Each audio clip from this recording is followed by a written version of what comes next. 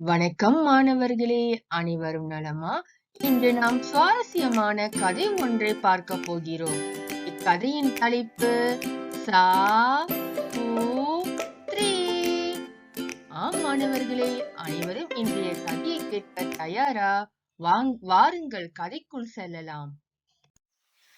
எப்படியும் இன்று வெற்றி பெற்றுவிட வேண்டும் என்று மனதுக்குள் உறுதி செய்து கொண்டது மூசா. எத்தனை முறைதான் தோற்பது, விளையாட்டுதான் என்றாலும் மனம் வருந்ததானே செய்கிறது என தனக்குத்தானே சமாதானம் செய்து கொண்டது. மூசா சரக்கொன்றை மரத்திற்கு அருகில் வசிக்கும் குட்டி முயல். தனது நண்பர்களோடு சேர்ந்து கண்ணாமூச்சி ஆடுவது மிகவும் விரும்பும்.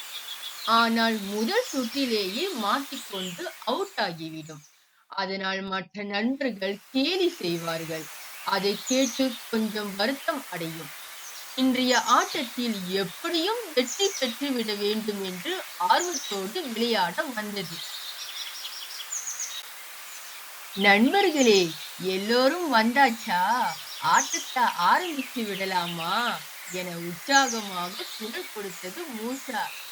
ஆமா, இதுக்கெல்லாம் குறையில்ல, ஆட்டத்துலதான் தோத்து போயிடுறிய என கிண்டலை ஆரம்பித்தது அதன் நண்பன் சுண்டலி.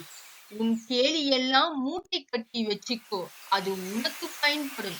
இன்றைய ஆட்டத்தில் நான் தான் வெற்றி பெறப் போகிறேன் என மன உறுதியோடு சொன்னது. சரி சரி, பார்க்கலாம் யாரு வெற்றி பெறுவார்கள், யாரு தோற்று போவார்கள் என இன்னும் கொஞ்ச நேரத்துல தெரிஞ்சிடும் என்றது சுண்டலி. சா பூ த்ரீ என ஒவ்வொருவராக போட்டி போட்டுக்கொண்டு வந்தனர். அதில் சுண்டலிக்கு மற்றவர்களை கண்டுபிடிக்கும் பொறுப்பு கிடைத்தது. சரி சுண்டலி, கண்ணை பொத்து, நாங்கள் ஒளிந்து கொள்கிறோம் என்று சொல்லிவிட்டு எல்லா விலங்குகளும் பாதுகாப்பான இடத்திற்கு ஒளியச் சென்றன. மூசா ஒரு புன்னை மரத்தின் வேர்களுக்கு இடையில் ஒளிந்து கொள்ள போனது. அங்கே 2 மரவட்டைகள் உணவை உண்டு கொண்டிருந்தன. மரவட்டைகளே, நான் இங்கே ஒளிந்து கொள்கிறேன். சுண்டலி வந்து கேட்டால் நான் இங்கில்லை என்று சொல்லுங்கள் என்றது. ஐயோ, நாங்கள் இதுவரை பொய்யே சொன்னதில்லையே, அதனால் சுண்டலி வந்து கேட்டால் உண்மையைதான் சொல்வோம்.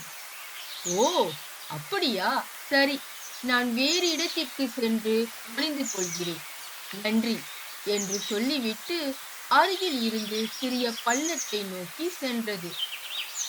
ஆஹா, இந்த பள்ளத்தில் ஒளிந்து கொண்டால் சுண்டலியால் கண்டுபிடிக்க முடியாது என்று நினைத்தது. சட்டென பள்ளத்தில் இறங்கியது. அங்கே ஒரு நத்தை இருந்தது. நத்தையை பார்த்த மூசா, நத்தையாரே, நான் இங்கே ஒளிந்து கொள்கிறேன். சுண்டலி வந்து கேட்டால் நான் இங்கில்லை என்று சொல்லுங்கள் என்றது. நானாக சொல்ல மாட்டேன். ஆனால் சுண்டலி 2-3 முறை கேட்டால் சொல்லிவிடுவேன். அதுதான் என் இயல்பு. நீ வேண்டுமானால் சுண்டலியிடம் சென்று நத்தையிடம் எதுவும் கேட்காதே என்று சொல்லிவிட்டு வந்து ஒளிந்து கொள் என்றது நத்தை. என்னது, சுண்டலியிடம் சொல்லிவிட்டு வந்து ஒளிந்து கொள்ளணுமா? ஐயோ, நான் ஒளிந்து கொள்ள இந்த இடமும் சரிப்பட்டு வரவில்லையே என்று புலம்பியபடியே வேறு இடத்தை தேடியது. கொஞ்சம் தூரத்தில பன்னீர் மரத்தின் பக்கம் ஒளிந்து கொள்ள இடம் இருந்தது. அப்பாடா, இந்த இடத்தில் ஒளிந்து கொண்டால் சுண்டலியால் கண்டுபிடிக்க முடியாது என்று நினைத்து ஒளிந்து கொண்டது. அமைதியாக இருந்த அந்த இடத்தில் டக் டக் என்று சத்தம் கேட்டது. என்ன சத்தம் இது, எங்கிருந்து கேட்கிறது என்று யோசனை செய்தவாறு சத்தம் வந்த பக்கம் பார்த்தது. பன்னீர் மரத்தின் மேலே ஒரு மரக்குத்தி தனது நீண்ட அலகால் மரத்தினை கொத்திக் கொண்டிருந்தது. அடடா, இந்த மரத்தில் மரக்குத்தி இருப்பதை கவனிக்காமல் ஒளிந்து கொண்டோமே என்று நினைத்த மூசா மரவட்டை நத்தையிடம் கேட்டது போலவே, மரக்குத்தி, நான் இங்கே ஒளிந்து கொள்கிறேன். சுண்டலி வந்து கேட்டால் நான் இங்கில்லை என்று சொல்லுங்கள் என்றது. என்னது, சுண்டலி வருமா? வரட்டும் வரட்டும், நான் சுண்டெலியை சாப்பிட்டு ரொம்ப நாள் ஆகுது என தனக்குத்தானே இரையை ஆவலோடு எதிர்பார்க்க ஆரம்பித்தது. ஐயையோ! என்னால் என் நண்பனின் உயிருக்கே ஆபத்தாகிவிடும் போலிருக்கே என மனதில் நினைத்தபடி அந்த இடத்தை விட்டு நகர்ந்தது. அடர்த்தியான செடிகளைக் கொண்ட ஒரு புதரை கண்டது. இதனுள் ஒளிந்து கொண்டால் சுண்டெலியால் கண்டுபிடிக்க முடியாது என்று நினைத்து செடிகளுக்கு உள்ளே சென்று மறைந்து கொண்டது. ஆஹா! செடிகள் நம்மை மூடிக்கொண்டன. அதனால் யாரும் நம்மை கண்டுபிடிக்கவே முடியாது என்று நினைத்து மகிழ்ந்தது. பூக்களில் இருந்து தேன் எடுக்க ஒரு பட்டாம்பூச்சி மூசா ஒளிந்திருந்த செடிகளுக்கு அருகே பறந்து வந்தது. அந்த பட்டாம்பூச்சியை மூசா பார்த்தது. ஐயையோ! என்ன இது? எங்கு சென்றாலும் யாரோ ஒருவர் நமக்கு தொல்லை தர காத்திருக்கிறார்களே என்று நினைத்தது. மரவட்டை, நத்தை, மரக்கொத்தியிடம் கேட்டது போலவே, பட்டாம்பூச்சி, பட்டாம்பூச்சி, நான் இங்கே ஒளிந்து கொள்கிறேன். சுண்டெலி வந்து கேட்டால் நான் இங்கில்லை என்று சொல்லுங்கள் என்றது. முயல் நண்பா, நீ கண்ணாமூச்சி விளையாடுகிறாயா? நான் உணவுக்காக தேன் எடுக்க வந்தேன்.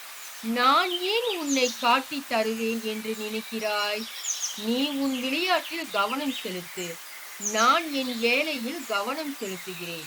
அவரவர் வேலைகளை அவரவர் செய்தால் யாருக்கும் சிக்கல் இல்லை என்று சொல்லிவிட்டு செடியில் பூத்திருந்த மலரில் இருந்த தேனை உறிஞ்ச ஆரம்பித்தது.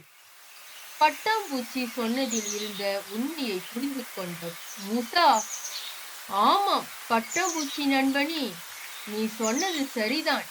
நான் விளையாட்டில் கவனம் செலுத்தாமல் எங்கே யாராவது சொல்லி விடுவார்களோ என பயந்து கொண்டிருந்தேன். உன் பேச்சால் தெளிவுற்றேன். நன்றி என்று சொல்லிவிட்டு நன்றாக செடிகளுக்குள் மறைந்து கொண்டு சுண்டெலிக்காக காத்திருந்தது. ஆம் மாணவர்களே, இன்று ஆசிரியர் கூறிய கதை உங்களை மகிழ்வித்திருக்கும் என்ற நம்பிக்கையில் மீண்டும் அடுத்த கதையில் உங்களை சந்திக்கிறேன். நன்றி மாணவர்களே.